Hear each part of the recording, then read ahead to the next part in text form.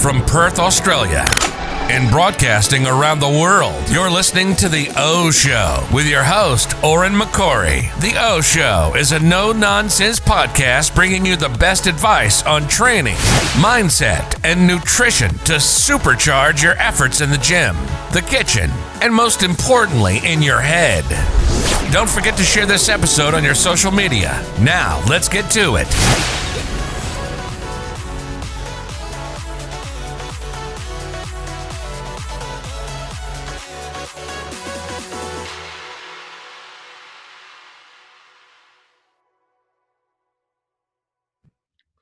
Hey guys, welcome to today's episode of The O Show. I have my good friend Richard Collins from the Physique Code on. Unless you've been living under a rock, you're going to know who Richard is. He is highly involved in ICN, a lot of pro cards in ICN, I would say, as well as IFBB now. And he is the man for the team coaching to get a massive body transformation. He coaches a lot of PTs around the area and internationally, I would imagine, via Zoom calls like this. And if you don't follow him, you should, and you're going to know why by the end of this call. So welcome to the call, Rich. Hope you're well today. Appreciate you having me on, man. It's going to be an exciting one, buddy. We've been trying to tee this up for a while, but then when we started to tee it up again, the gyms reopened, and I thought, I'm going to give him time. He's obviously got a lot of stuff to handle post-COVID with the gyms, and now we finally got you on. You were one of the first guests I wanted on, but then COVID was going on, and that had its own challenges, and now the gym's reopening. So we finally got you on, mate, and I'm very, very excited for this one. I was just having a look at the names on your podcast list earlier, and I think I'm the first one from Perth, so we'll call it that. Yeah, fair enough, man. Fair enough. So what we're going to talk about today, guys, is like assessing clients and what tools you might use to get a big body transformation, as well as like different training and diet, sort of what you'd implement at different stages, I guess. But first, I want to get you guys to know Rich. If you don't follow him, I reckon a lot of you guys will know him, but you might not know some silly shit like his favorite color. So that's the first question I'm going to ask you, buddy.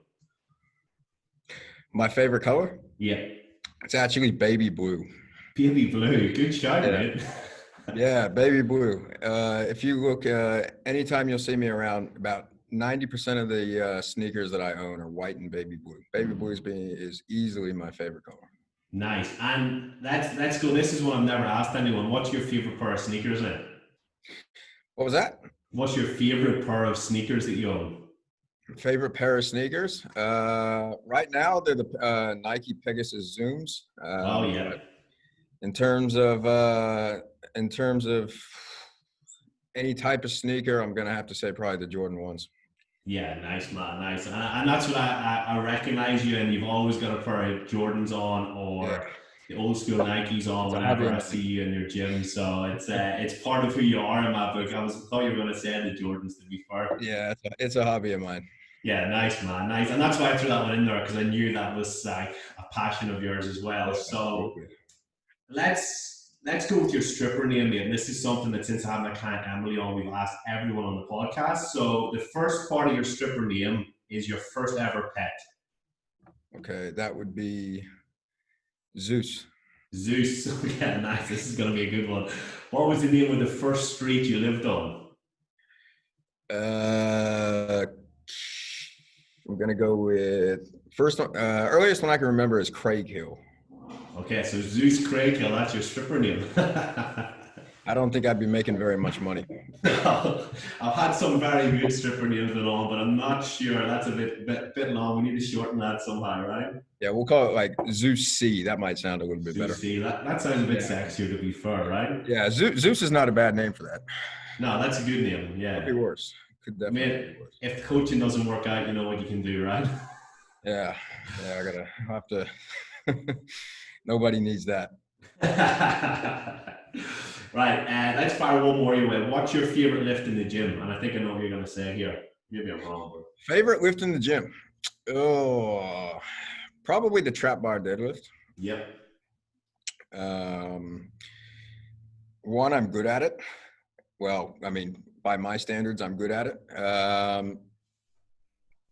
it's probably the most versatile exercise, probably least technical as well. So in terms of any deadlift or squat variation, I find the trap bar is generally what I start all clients with, especially beginners. And I find it's the easiest to create progressive overload on as well. So yeah, I'm gonna have to go with the trap bar deadlift. Nice, man. It's something that I actually used to love whenever I lived in my hometown. I had my own studio there and a trap bar deadlift all the Yeah, time. But when I moved to more commercial gyms to PT out of, they obviously don't have it in like big box gyms. yeah, So I've stopped doing them, and actually I feel like I'm overdue a trap bar deadlift session. Now that you mention it. yeah. They're great, and they've just actually released. I don't know if you've seen them yet. They've got a trap bar that doesn't have a back to it. Okay. So it's like a half trap bar, but it's the weight distribution on it works perfectly. Like it's a full trap bar. So it's really good for like Bulgarian split squats and walking lunges and stuff like that. Oh wow, that's We've, interesting. we've got, yeah, we got one on order. So we're just waiting for it to come in hopefully in the next couple of weeks. But yeah, we're excited to try that, which would be a really cool variation to it as well. Yeah, you'll have to get that up on your Instagram, huh, so we can get Yeah, a look yeah. at that. And I might have to call down to Physique Code for a lifting session someday then. No, Huh? you're welcome. You know, you're welcome anytime. That's it, my man. That's it. Always about networking with the good people around Perth. So, with that in mind, mate, let's get into the juicy bit. This is why people are listening. So, we thrashed around a few topics that might be good for people on this, and we settled with starting with anyway, at least assessing clients. So, when a client comes to you with a goal, Mhm.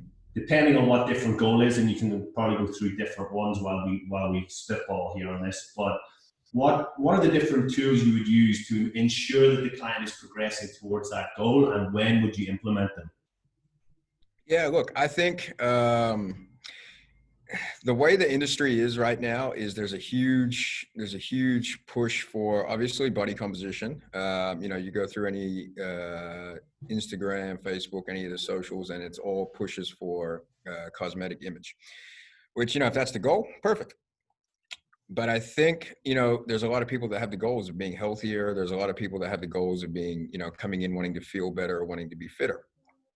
So I think something that's really important that is not commonly used or not used as much as it should be at the moment is assessing the client and using specific testing that will um, be specific to their goal. And it sounds quite straightforward, but a lot of people don't do it properly.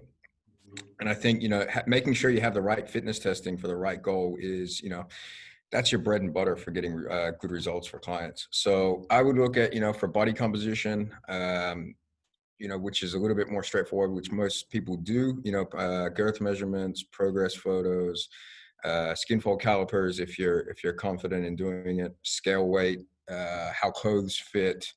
You know, we sort of use all of those.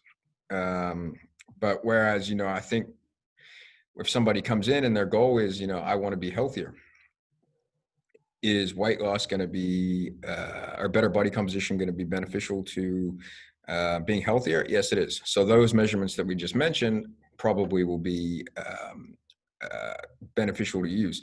However, things that are very commonly not used, you know, looking at, you know, with health, you know, looking at resting heart rates, looking at blood pressure, looking at, you know, different things like that, where, you know, you can monitor that. And the minute you start monitoring that, you can start programming and setting diets around, you know, the goal of getting those lower to be healthier, not just body composition and saying, you know, oh, to be healthier, you have to lose weight, which is only one aspect of it. And then when you start looking at different aspects of testing, then you can start creating programs to improve the specific test that you're doing.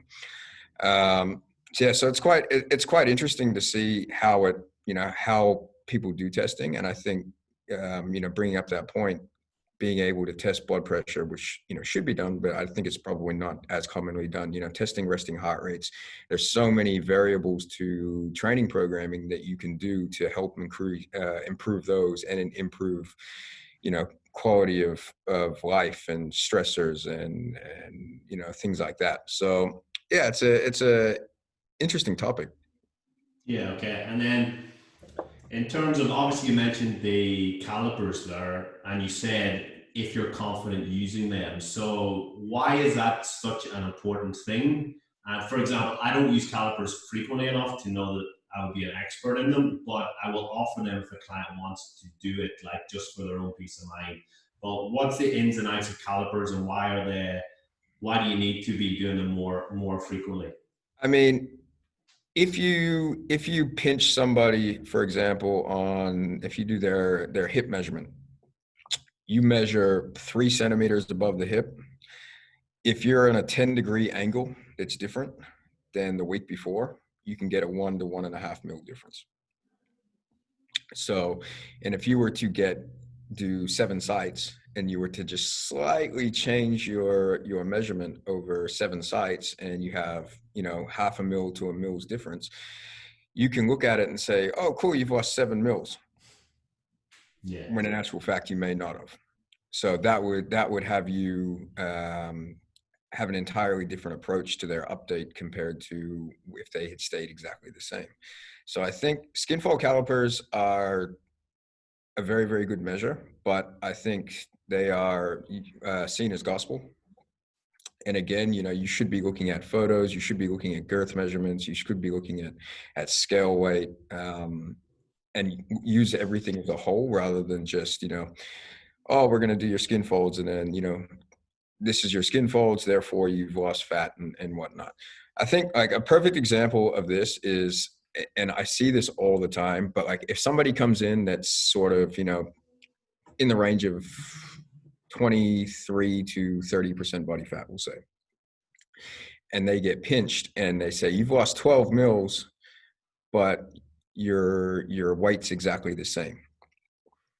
If that person is 23 to 30% body fat, do you think they're going to be losing weight and gaining muscle at the same rate?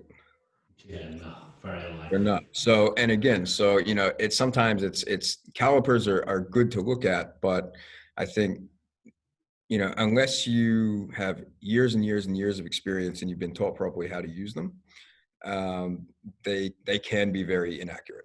So they can be very accurate. They can also be very inaccurate. So I think it's, and I myself, I've done them for maybe about 13 years now. I still take the skin fold calipers with a grain of salt.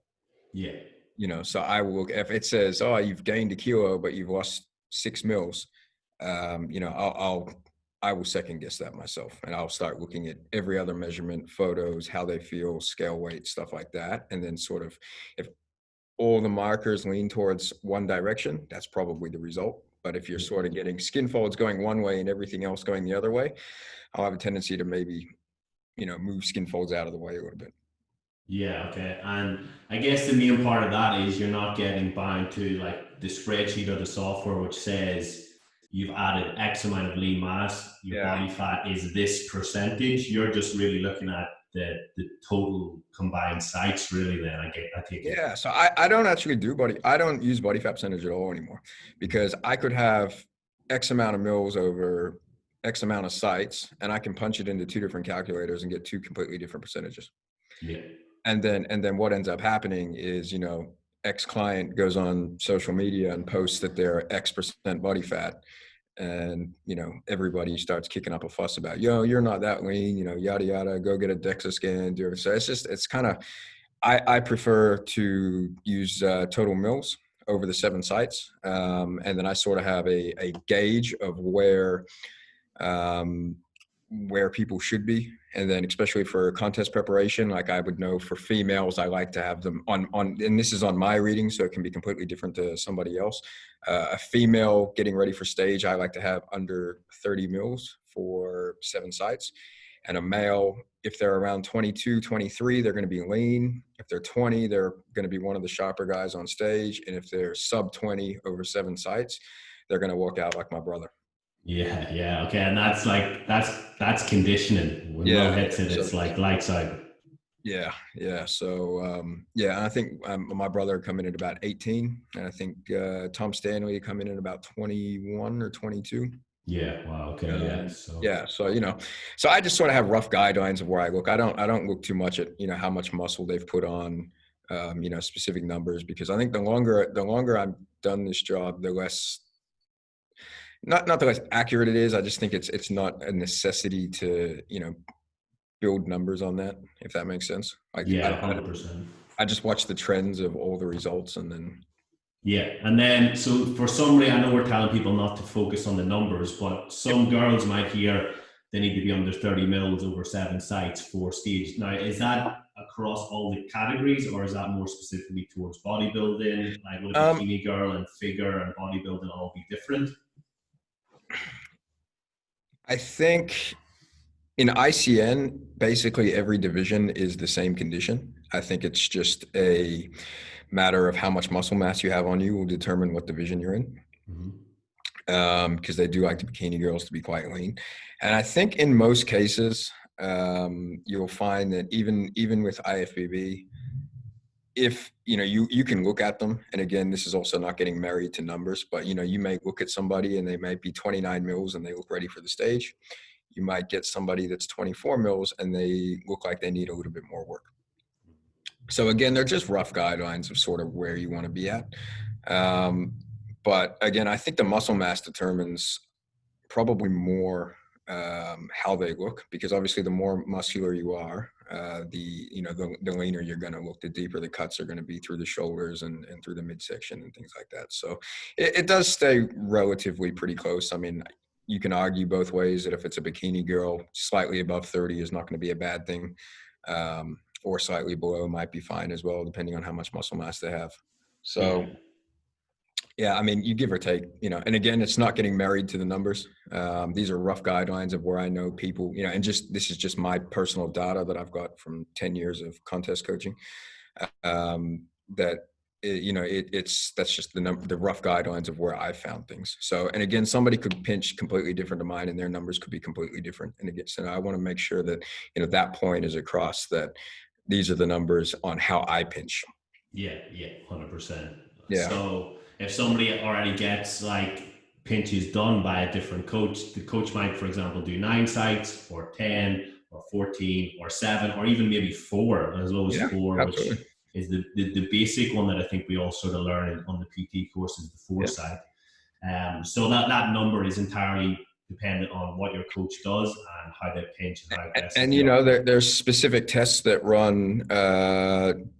It may still be 7 sites, but there's specific tests that run different sites to what I would run. Yeah. So I don't personally do the hamstring, but there's a lot of people that do the hamstring. There's a lot of people that do the bicep, the calf. So there's so many variants on all those things, and I think for each person, it just has to be get consistent on how you do it, and then work out numbers based off of your own client's success. Yeah, And start 100%. watching the trends of it. 100%. And then in terms of a body comp or a health goal, in terms of like weight loss, because they kind of, like you said, are interlinked in what we're looking at, is there anything else that you didn't mention that you would maybe look towards? In terms of body composition and health, Yeah. sleep for health, sleep patterns, definitely. Yep. It's kind of interesting though, because, or we look at aerobic testing. So again, this is sort of running through programming. I use for people with general health, if the goal is going to be, if their blood pressure is high, generally, if they're quite unhealthy and they're overweight, the tendency that they're going to have high blood pressure, especially if their diet's poor and they don't sleep well. Looking at sleep markers is another really good measure for their health. And I think, I might look at, in order to improve that, they need to be fitter.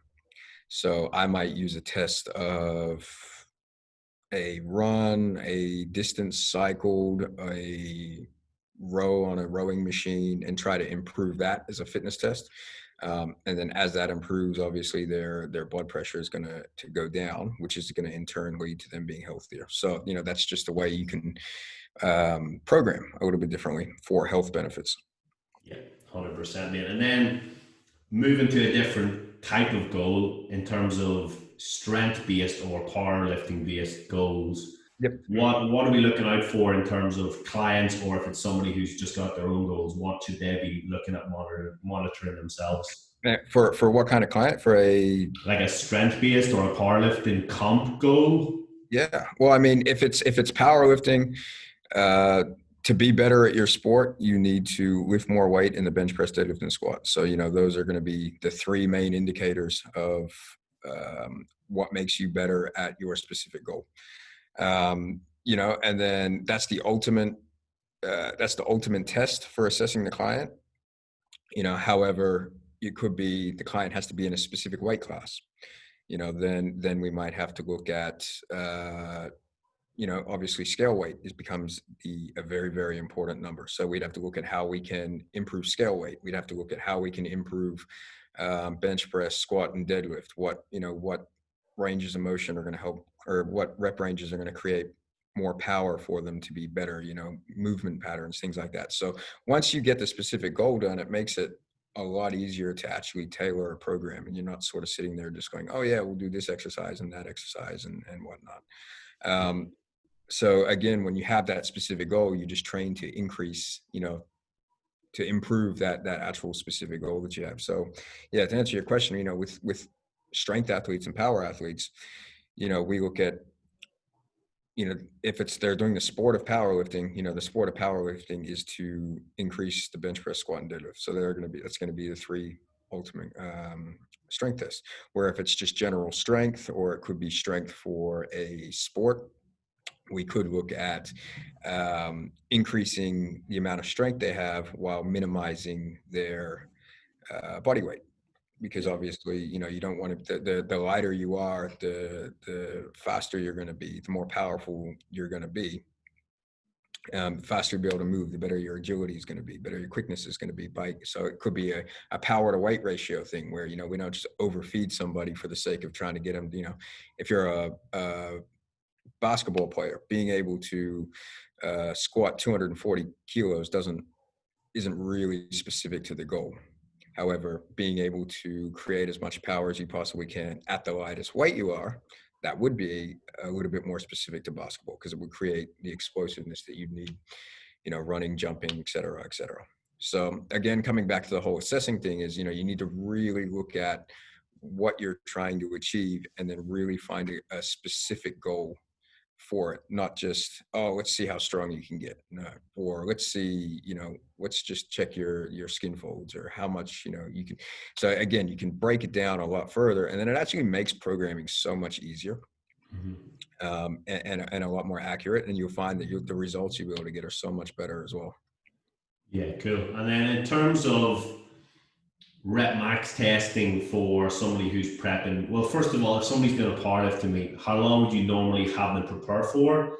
And based around that, like how often would they be hitting their big numbers, or do you do a testing week at a certain amount of weeks out, and that's the only week that they would do? What sort of way would you approach that? I personally haven't done a lot of powerlifting coaching with clients for the past probably 6 years. So I'm still probably not the best person to ask about this. However, when I did do it, I never really took people to max. I worked at submaximal weights for the majority of the prep. We may have a testing at the start to see where they're at, to know, and if the goal is to be as strong as possible, then we know that's where they are. And week 26 weeks away from it, we need to beat it on the day. And I had actually, so that's what I would do for the testing, and then sort of work out where they're weak in their lift, where the bench press, squat, or deadlift breaks down. And then while training those movements, try to put accessory work into the areas of the body that are lagging behind. Because in the exercise, you're only as strong as the weakest portion of the lift. Yeah, that's good, man. And it shows that you don't really need to go to your max all that often. You can work in, 5 and 3 rep maxes, and then work out what the calculated 1 rep max would be. Absolutely. And then, like you said, program the accessory lifts to bring everything up then overall. Training at maximum capacity creates so much unneeded fatigue on the body that, one session of maximal lifting can put out the rest of the week by, 10 or 15%. And then when you look at it in the big scheme of things, it's just not worth it. Mm-hmm. And would you say that's the same for like somebody with body comp goals who wants to get bigger, stronger? Everyone always trains to failure. In your opinion, is that different or the same? I wouldn't train to failure all the time, and I think it, again, coming back to that point with fatigue, is it just creates so much fatigue on the body that it becomes hard to recover from. My other issue with training to failure all the time is if you train to failure, it is almost impossible to continually overload every week. Yeah. And what I've personally found with a lot of people is if they train to failure, say in week 1, week 2, they come back in and they try to beat it. And the only way they can beat it is by shortening their range of motion, using poor form. That's how they create an overload is, the bench press might not go all the way down to the chest, or, they start bringing their hips off the bench when they didn't in week 1.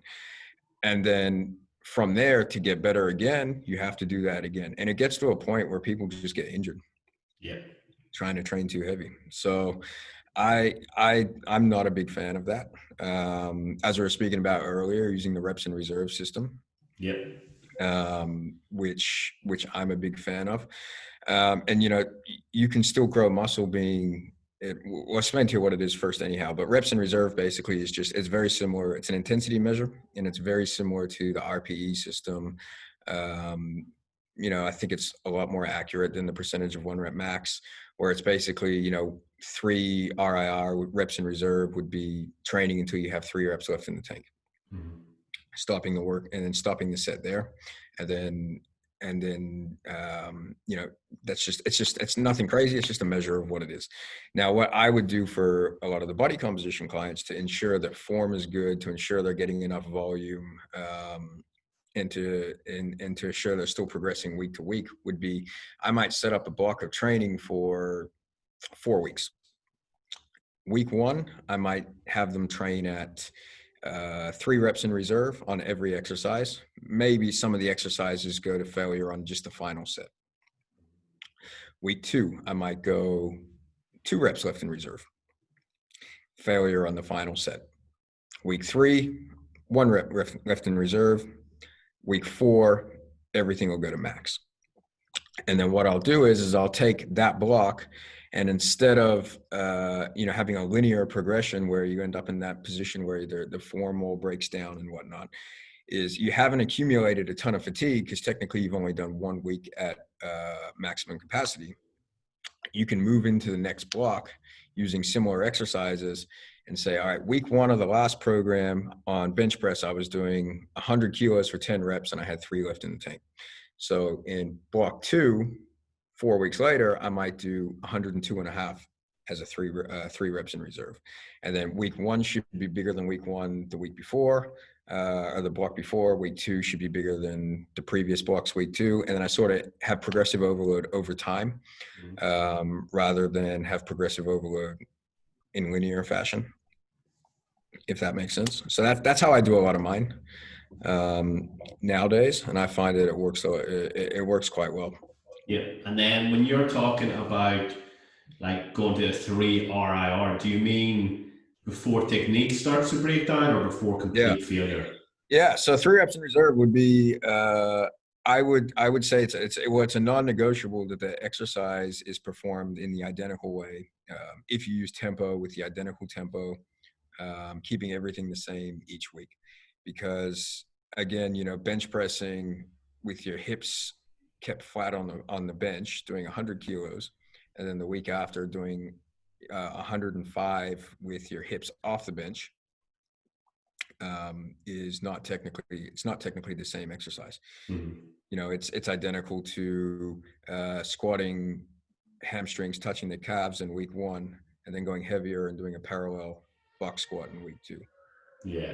same sort of thing. So yeah, it would be once the form breaks down, you're not technically doing the same movement. So you can't, it's comparing apples and oranges. Yeah, okay, that's fair, bud. That's fair. And in terms of when you're working with a client for a goal, whether let's say a body comp goal, right? So it's what you're known for. You get people on stage pretty keen. So what way would you manipulate training and diet variables based off what you're reading? So when you're doing these calipers and weight and how the clothes are feeling and the pictures, what would you look at manipulating along the way, and when would you maybe change calories, increase activity with steps or cardio, and how would everything sort of come together in that sense? Well, I think it becomes very important to measure. So you can't manage anything that you don't measure. Mm-hmm. So I generally, if I have up until, so with my preparation clients for shows, I do minimum 30 weeks. So from 30 weeks up until 12 or 14, I will check people in every 2 weeks. So I'll do progress photos, girth measurements, skin folds, everything like that. Look at programs to adjust. If we haven't had any proper movement in training, like the overload's getting too hard for them, I will adjust the training program. If we haven't had any movement in scale weight, skin folds, girth measurements, whatever it is, I may look at their energy levels, look at their lifestyle, and work out, is increasing their output going to be better, or is decreasing their input going to be better. I tend to follow the eat more, move more principle. So earlier on in the preps, I generally like to have people, I like to keep food as high as possible for as long as I can, because I think it's a lot less stressful on the body. So I may look at, if we've had a measurement, and then a fortnight we've had another measurement, we haven't really made any progress, all the trends aren't really moving where we want them to, then I may look at, again, adding cardio in, or decreasing food if their lifestyle is doesn't allow for them to have more time being active, or something on those lines. And then I'll continually do the same process and just work whatever is going to be easiest for the client until they sort of hit the 12 weeks out where we do it weekly. Yeah, yeah. And in terms of calories, and this is something we spoke about at the start, the whole calories per kilo model, which people will Yeah. see a lot of coaches getting behind now. Let's go briefly into that and what it would entail. And do you Yeah. have sort of rough numbers for a gym Yeah. pop person going through body transformation and a competitor? Absolutely, man. So calories per kilo is basically, I was first brought to this by one of my mentors, Broderick Chavez. A couple of years ago, he had showed me this, and it just made sense to me. So the whole concept behind it is how many calories you're eating for how much you weigh. So if you look at, for example, you could have a 100-kilo guy that is, eating 3,000 calories, which is not a crazy amount of food for somebody who's 100 kilos and, an athlete. Whereas you could have someone the size of, you could have a girl the size of a bunny rabbit that's, 40 kilos or whatnot, and 3,000 calories for her is an incredible amount of food. So what we end up looking at is, okay, how many calories per kilo of their body weight is what we use. So, and it's just a rough measure where we can say, okay, cool, they're at, if they were 100 kilos eating 30 calories per kilo, they're on 3,000 calories. However, if a girl is 50, my math is terrible off the top of my head, 30 calories, what's 30 times 50? 1,500. It's somewhere that would be basically the equivalent between the two. So, it's a basic measure of how much they're eating according to what they weigh. So going to sort of examples for them. I personally find, for bodybuilding, we'll start with the contest prep clients. I like to start preps around the 40 is probably the lowest I'd like. But again, I move it up to sort of 45 is the general goal.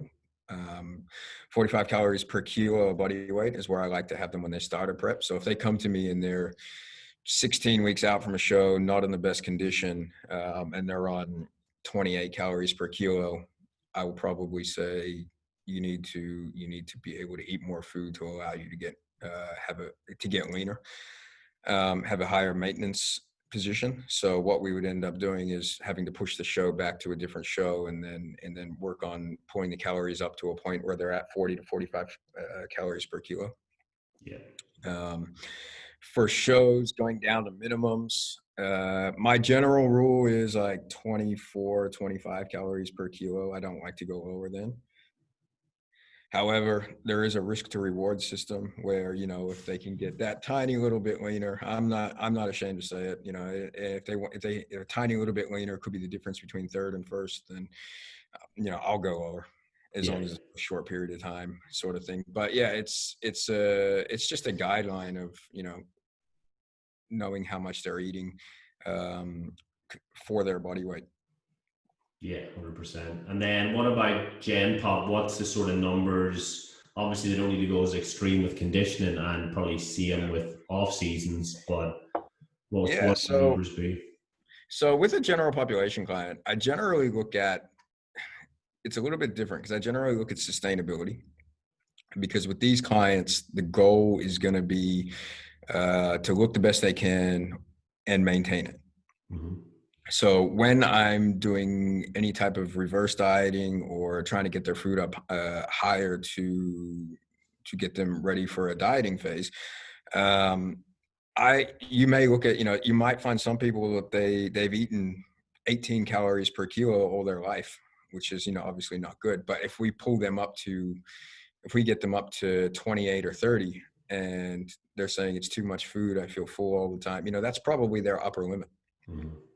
And, we would know to diet them maybe between 30 or 32 calories per kilo and 24, 25. So it's a very small window, but, it's going to be, okay, pull them up to 30, 32, get them at maintenance, bring them back down to about 25 calories per kilo. They'll lose a kilo or two or whatever it is. And then once they've stalled around 25 calories per kilo, work on bringing them back up higher. Whereas you'll get some people that can eat much, much more. So again, I look at the sustainability and the how well they can maintain it.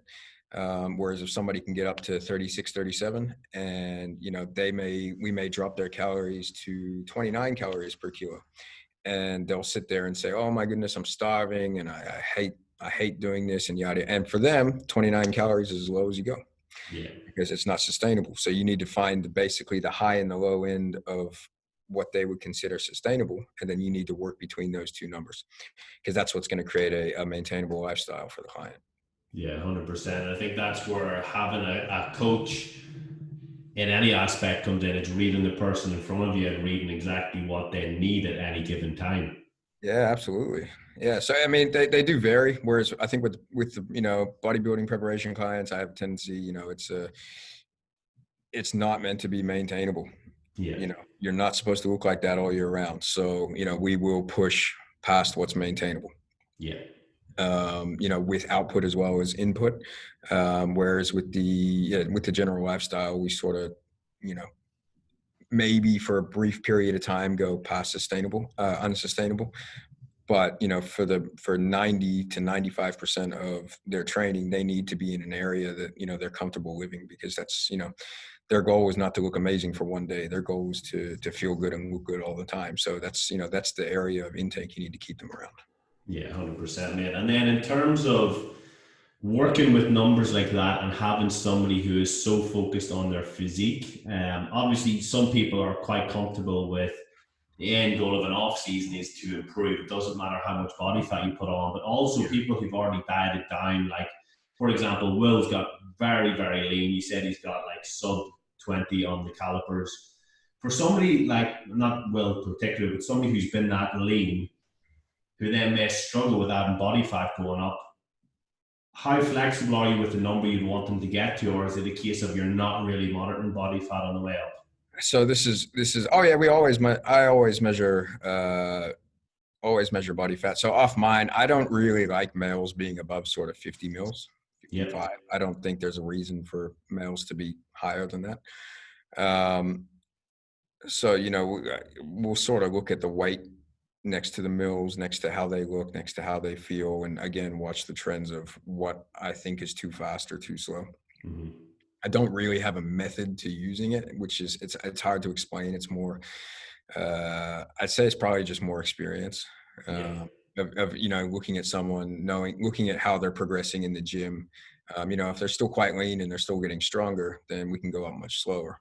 Whereas, if they're still quite fatigued, then we may need to go up faster. And if they're going to put a body fat on a little bit faster, it is what it is. But yeah, so this is in terms of a contest client, correct? Yeah. Yeah. So, and I mean, you're always going to put body fat back on post show. And I think, males generally have a sweet spot, females as well, of, where they are eating enough to have great amount of energy / they're not, going out and peeing out and, getting way too big. So I think, once you because again, as you increase food, if the weight goes up faster, you can technically be eating more and your calories per kilo will go down. So if your weight's going up faster, then, your intake should be going up. So again, I don't like most of my clients being, above about 50, 55 mils. Some clients genetically hold a little bit more body fat. And if that's the case, they can, it's okay for them to be up a little bit higher. But then, calories, if they're under 50 mils, calories are around 45 calories per kilo. I think they're in a great spot for energy, for growth. But yeah, and I think another number we sort of look at is off season is we sort of look at about 200 grams per week gain. Yeah. Okay. Which I think is a pretty good rate. I think I don't try not to go too far over that. I think if you go too far over that, the body fat starts creeping up a little bit higher than it needs to. Yeah, that's fair. Well, that's fair. And in the off season like that, and you're pushing the calories up, how often would you do the skin folds? Depends on the client. Some come in fortnightly, some come in monthly. Okay. I think obviously the fortnightly I think is a little bit more accurate. But the monthly is still better than what a lot of people in the bodybuilding industry do, because the amount of clients, but the amount of athletes that get a coach to get them lean into a show, but then they where the growth is, what's going to create the change in your physique. A lot of them don't. They don't see anybody. They just go out and eat and stack weight on and train. Yeah. Don't plan anything. And bodybuilding, to be one of the best, is a year-round sport. And I think the people that do get measured fortnightly do the best. The people that get measured monthly do better than people that don't get measured at all. So I prefer every 2 weeks, but every once a month is still going to be a hell of a lot better than not getting checked at all. Yeah, I mean, 100%. And yeah, I think we covered a lot there, and I'm worried of your time. So let's wrap it up there, and let's just tell people how they can get in contact with you, buddy. I know that you do a lot of mentoring PTs on stuff like this. In fact, before the podcast, I messaged you saying I was running a bit behind on the previous interview, and you're like, I'm just doing my notes here for mentoring. It's fine. Yeah. Like, how do people get in touch if they want to learn more of this stuff, or if they're a client who wants to come for a comp prep or a body transformation and do it the Physique Code way? Yeah. So either email info@physiquecode.com or physiquecode@gmail.com. So we've had a little bit of a hiccup, so they're both working at the moment, but those are the two emails, or the Physique Code's Instagram page, or our website, physiquecode.com.au. One thing I will say is, please don't direct message me, because my others folder ends up with, all those like stupid sex group chat. Yeah. Yeah. I guess there's like 10 of those come through a day, and I just don't even check them anymore. And then every once in a while I'll have a bunch of inquiries, but I try to put onto my Instagram page that, all inquiries go through the website or through email, which is in my bio on Instagram. So Richard _Physique Code. So that's going to be the best way to get in contact with me for coaching or for mentoring or anything like that. Perfect, mate. Perfect. Well, this is going to go out today, mate. I think there's loads of little nuggets in there for either a coach or somebody who's going through their own body transformation, and even stuff to think about for people who might have a coach that's different to me and you, who, you know, might need to look at some of these things along the way. So I think there's going to be massive value in this. It's going to be up hopefully tonight. Me, I'm going to clip this all together now because I know it's going to be a goodie. So it'll be straight up. And yeah, guys, if you have enjoyed this, whether you're watching on YouTube, whether you're on Apple or Spotify, please just take a screenshot, tag myself and tag Richard in it. And just so we know you've enjoyed the podcast, because the more likes and shares and stuff we get on this, the more people we can impact. And the more, for me, if you like a guest, the more I see that you're tagging them and the more feedback you're giving them, the more I know that it's been a valuable guest who I'm going to get on again. So if you want to see more of this, more from Rich, because we could literally, I had to stop there, mate, because I could tell we could just keep going down. You do as many as you want. That's it, mate. We'll definitely get you on again soon. But guys, please comment on our posts, tag us, tag both of us, and please share, because the more people we can help with information like this, that's the reason why we do this. We don't make any money out of this. We're doing this just to help people. So tag us, share it, and let's get it out there, guys. But Rich, thank you for coming on, buddy. Appreciate you having me, man. And we'll definitely get on. It took us a while to get on this one, but we'll get a follow-up sometime in the next 6 weeks, and we'll hit a different topic. And guys, if you've got topics that you'd like me to talk to Rich about, DM me, just let me know, and I'll literally fire them to Rich, and I'll be like, right, next topic is going to be this or that. And we'll take some input from you guys as well. We're flexible on this. If we just come on and have a chat, really. This wasn't even scripted. We just had notes on potential topics and just went off the cuff, so it's been good. Beautiful. All right, I appreciate everything. Thanks for coming on, buddy, and I'll speak to you very soon. Thanks for listening to The O Show with your host, Oren McCory. If you liked this episode, then please subscribe to the podcast wherever you're listening and share this on your social media. We'll see you on the next episode for more no-nonsense advice to help you supercharge your efforts in the gym, in the kitchen, and most importantly, in your head. See you then.